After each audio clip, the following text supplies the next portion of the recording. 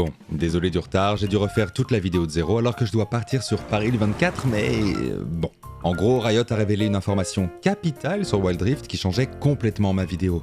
J'en parlerai ici le moment venu, bien évidemment, mais en attendant, je vous propose d'analyser le dernier trailer d'Arcane ensemble. Et comme vous avez pu le voir avec la durée de cette vidéo, j'ai pas mal de choses à vous dire.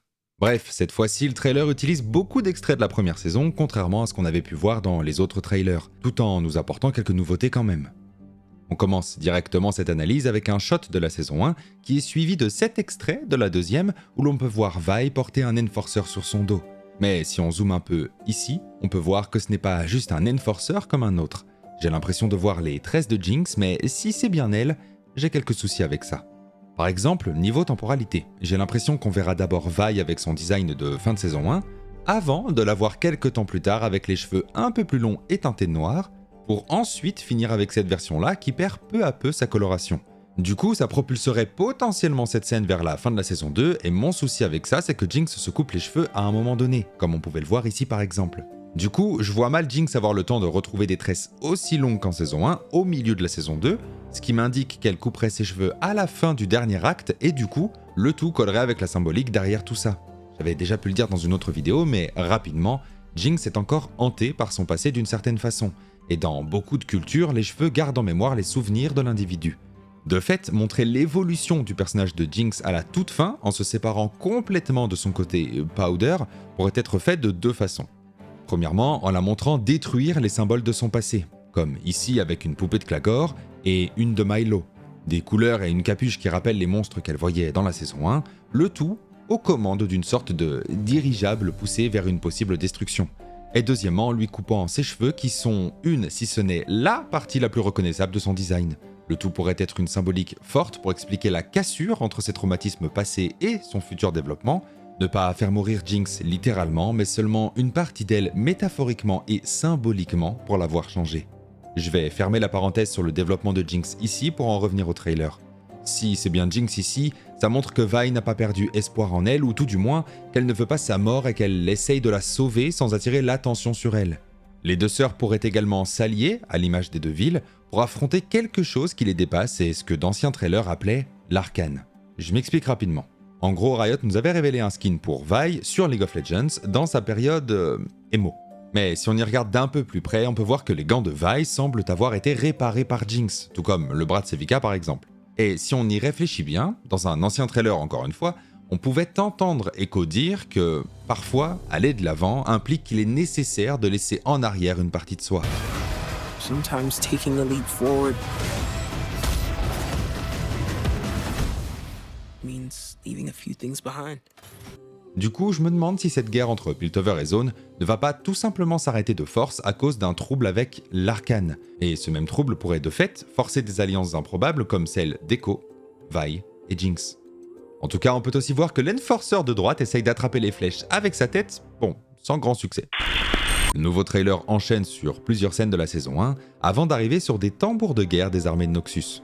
À en juger par l'angle de vue, le toit ici, et le petit mouvement de caméra qu'on peut noter sur ce plan, pour moi on est à bord d'un bateau de Noxus. Peut-être même cela d'ailleurs, mais en tout cas ça ressemble énormément à des tambours pour accompagner et communiquer des ordres aux soldats via certains rythmes. On notera également que le symbole sur les tambours est celui des Medarda. Du coup il est fort probable qu'Ambessa ait ordonné à une flotte d'arriver par la mer contre Zone ou Piltover. Et si c'est Piltover, ça collerait avec ce passage d'un autre trailer où l'on voit des Enforcers se faire attaquer par la mer. Alors, pourquoi Noxus attaquerait Piltover, vous allez me dire ? J'y reviendrai quand on parlera de Mel. Le trailer continue avec des scènes qu'on connaît déjà, mais au milieu de tout ça, on trouve quelques nouvelles images où les Enforcers avancent lentement face à une foule de la basse ville. Et pour le coup, détail important, on peut voir ici plusieurs Vastaya. Alors, pour ceux qui ne savent pas forcément de quoi je parle, je vais résumer dans les grandes lignes. Les Vastaya sont des êtres vivants mi-humains, mi-créatures chimériques. Harry, par exemple, est une Vastaya mi-humaine, mi-renarde pour faire très simple. Et techniquement, Piltover est une plateforme de commerce mondiale dans l'univers de Runeterra où plusieurs cultures se rencontrent. Donc c'est parfaitement logique de voir des Vastaya ici, mais malheureusement, c'était pas trop le cas en saison 1, donc ça fait plaisir d'en voir ici en saison 2. Ensuite, encore une fois, on enchaîne sur une suite de scènes que l'on avait déjà pu voir avant d'arriver sur ce passage qui ne dure que quelques frames. On peut voir Vi utiliser ses anciens gants, ceux de la première saison, Mais ce qui est intéressant ici, c'est qu'elle porte sa veste noire, la même que celle de la reine de combat. Ce qui veut dire qu'elle va potentiellement rencontrer Warwick au milieu de la saison 2 si l'on en croit cette image. Et le trailer sait parfaitement ce qu'il fait puisque les images qui suivent sont toutes à propos d'un moment traumatique pour Vi relié à Vander, nous la montrant pleurer sa mort et celle de ses amis, le tout avant de la voir attaquer Jinx comme pour montrer qu'elle se bat avec le cœur lourd et que ses poings sont chargés d'émotions. Alors, j'y reviendrai plus tard quand Warwick sera à l'image dans le trailer, mais pour moi ce passage est important donc retenez bien tout ça. Pour l'instant, j'aimerais attirer votre attention sur cette scène. Au premier coup d'œil, c'est uniquement un plan sur un pont avec des Enforcers dessus. Ok. Mais si on prend le temps de regarder tout ça d'un peu plus près, on peut voir une silhouette qui ressemble à Mel Medarda juste au fond. D'ailleurs, la personne à côté me fait penser à ce mec-là, quand on voit la taille et la carrure, mais bon, ça j'en suis un peu moins certain. Alors, c'est là que je vais devoir gueuler un peu. Riot a décidé de faire des événements autour d'Arcane dans ses différents jeux, avec par exemple de l'histoire avec Echo et Heimerdinger dans Wild Rift, et jusque-là, bon, pas de soucis, c'est très bien. Par contre, ce qui me dérange énormément, c'est cette image juste ici qui est présente actuellement dans le jeu. On y voit le conseil de Piltover après le missile de fin de saison 1. Et si on y regarde de plus près, on peut voir qu'un bout est presque comme neuf comparé au reste de la table. Et si on regarde bien, c'est le bout qui correspond parfaitement à l'emplacement de Mel, Jace et Victor. Ce qui du coup nous montre clairement que Mel sera bien vivante. Elle utilisera certainement une sorte de bouclier Solari, un peu comme l'Iron Solari qu'on peut voir dans League of Legends, tout ça pour protéger son petit copain et le petit copain de son petit copain. I don't even know your name. It's Victor. Alors, j'avais déjà pu en parler dans d'autres vidéos, mais pour faire très simple, les Solari sont un peuple de Targon, une région assez éloignée de Piltover et Zone. Dans les très grandes lignes, encore une fois, ils vouent un culte au soleil, et dans le flashback de Mel enfant, on pouvait déjà voir le symbole du soleil sur son torse. D'ailleurs, la première fois que Mel arrive dans Arcane, on l'entend uniquement sans la voir, mettant à l'image un plan sur le symbole des Medarda baigné dans la lumière du soleil. Et c'est uniquement après ce plan que le personnage nous est enfin révélé, montrant bien qu'elle est liée au Solari. Malheureusement, je trouve ça extrêmement dommage, pour rester poli, de nous montrer cette image qui, selon moi, spoil la saison 2, surtout que Riot pouvait largement montrer autre chose ici. En général, j'essaye d'éviter d'être trop négatif dans mes vidéos parce que, bon, je me dis qu'on a tous des journées un peu compliquées et que vous ne venez pas forcément ici pour m'entendre me plaindre, mais je trouvais important d'en parler quand même. Si j'ai esquivé les leaks pendant des mois, c'est pas pour me faire spoil par Riot directement. Bref, pour en revenir sur l'analyse, on peut remarquer que la silhouette sur le pont porte une robe blanche. Et bon, si c'est bien Mel, visiblement on serait encore une fois sur sa robe préférée. Mais du coup, à mes yeux, ce blanc serait un symbole de paix. On sait qu'en fin de saison 1, Mel décide de voter en faveur de la paix tout en enlevant sa bague portant le symbole de sa famille. C'est une façon d'indiquer qu'elle se libère de l'influence de sa mère, tout comme cette scène avec le tableau de Noxus recouvert de peinture dorée. Mel pourrait donc agir comme une sorte de force d'opposition à Ambessa en saison 2. Une opposition morale, certes, mais également physique potentiellement. On peut noter que les Enforcers sur le pont n'ont par exemple pas de symbole sur leur torse, ce qui m'indique qu'ils ne font pas partie de cette fameuse milice qu'on peut retrouver dans les anciens trailers de la saison 2. Tout ça me laisse penser qu'Ambessa va bien essayer de manipuler Caitlyn pour la forcer à attaquer Zone pour venger sa mère. Parce que oui, pour rappel, la mère de Caitlyn est très probablement morte à cause de Jinx, comme on peut le voir sur plusieurs images, le siège où elle se tenait a subi quelques dégâts notables. Mais du coup, qu'est-ce qu'Ambessa aurait à y gagner ? En saison 1, elle disait à Mel qu'il fallait qu'elle récupère la technologie Hextech, que c'était primordial. Sauf que si Mel s'oppose à sa mère en saison 2, il est fort probable qu'Ambessa décide de proposer un marché à Caitlyn. Par exemple, l'aider à venger sa mère en échange de technologies Hextech justement. Alors, c'est une des pistes possibles, je ne dis pas qu'il va forcément se passer tout ça très exactement, mais ça expliquerait selon moi les dialogues d'Ambessa qu'on peut entendre dans le trailer où elle dit qu'on ne pleure pas la mort, on la venge. Et si Mel est bien vivante, c'est fort possible qu'elle s'adresse du coup à Caitlyn.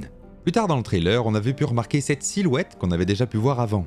Alors, sur le stream de Bibule, on avait pu théoriser ensemble le fait que ce personnage soit en réalité le blanc, qui viendrait donc manipuler Ambessa, prenant la forme de Mel dans ses cauchemars, mais bon, si Mel est vivante, c'est peut-être un peu différent.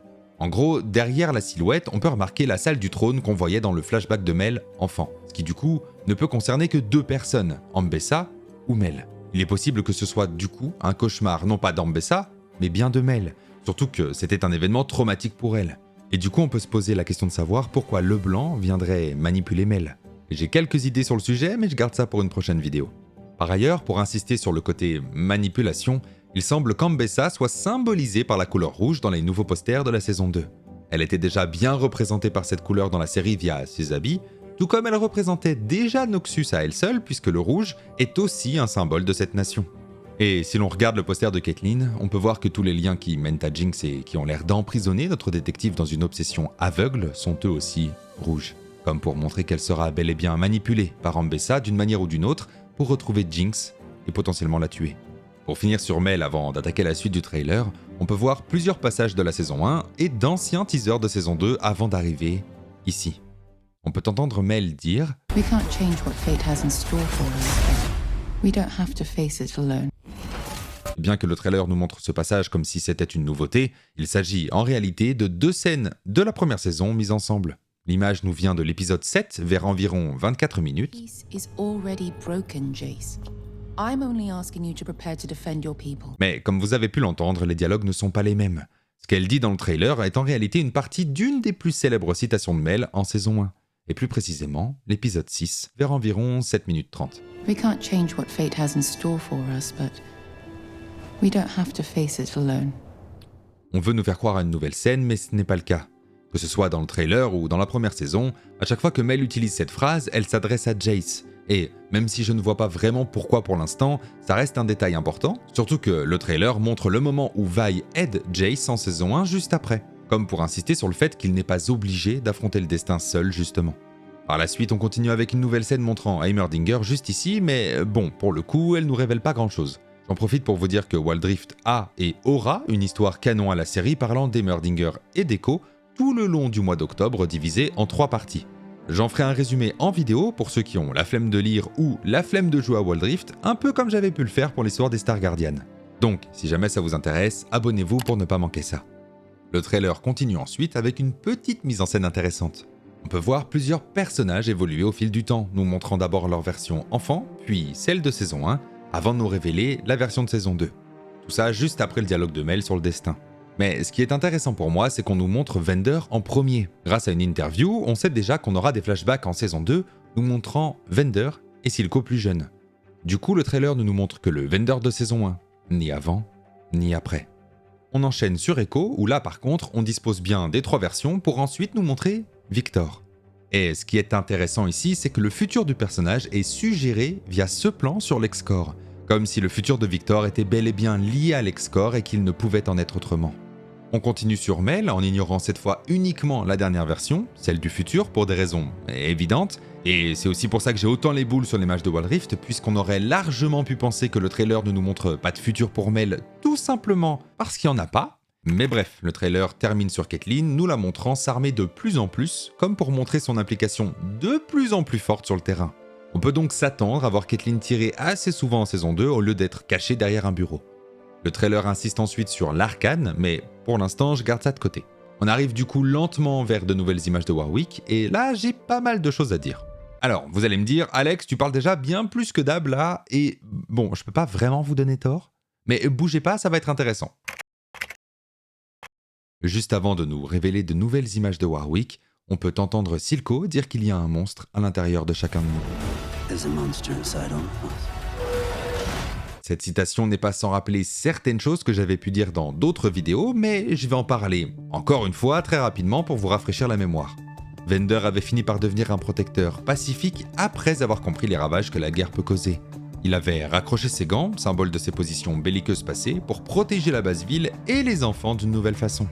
Silco était frustré de voir quelqu'un qui l'idolâtrait dans le passé n'être, selon lui, que l'ombre de ce qu'il représentait avant.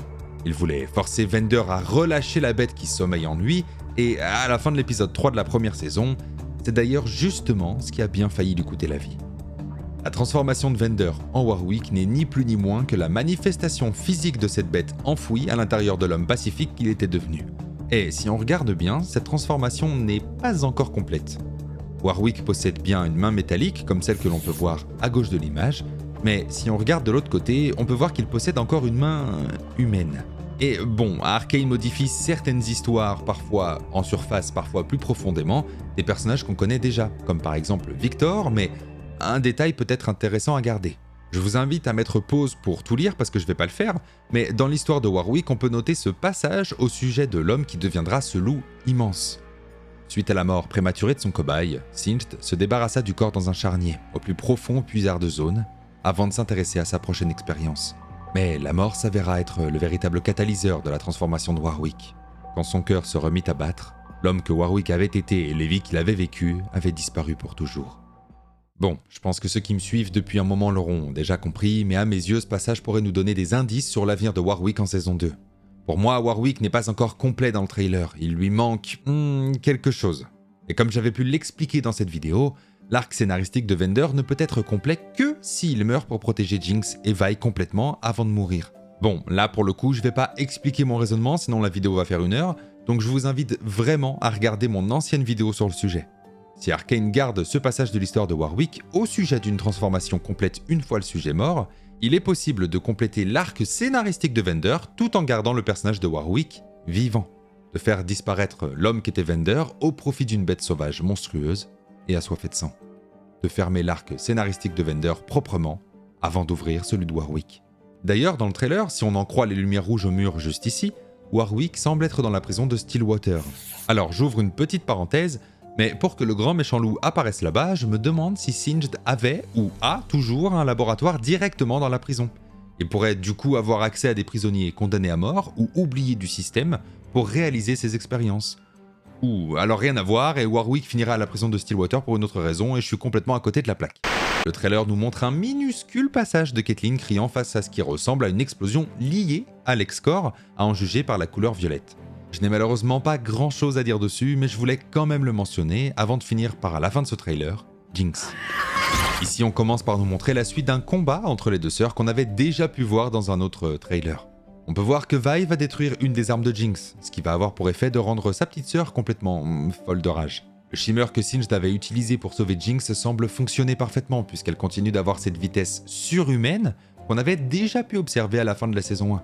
S'ensuit plusieurs scènes qu'on avait déjà pu voir encore une fois, sans aucune grande nouveauté avant d'arriver ici.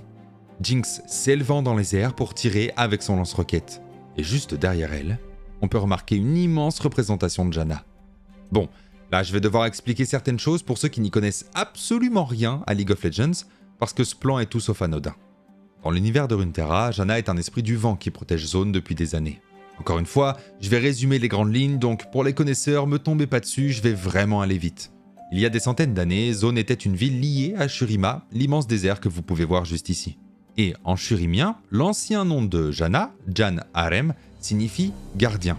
Elle utilisait ses pouvoirs sur le vent pour aider les navires commerciaux à naviguer et le peuple honorait Janna comme une déesse.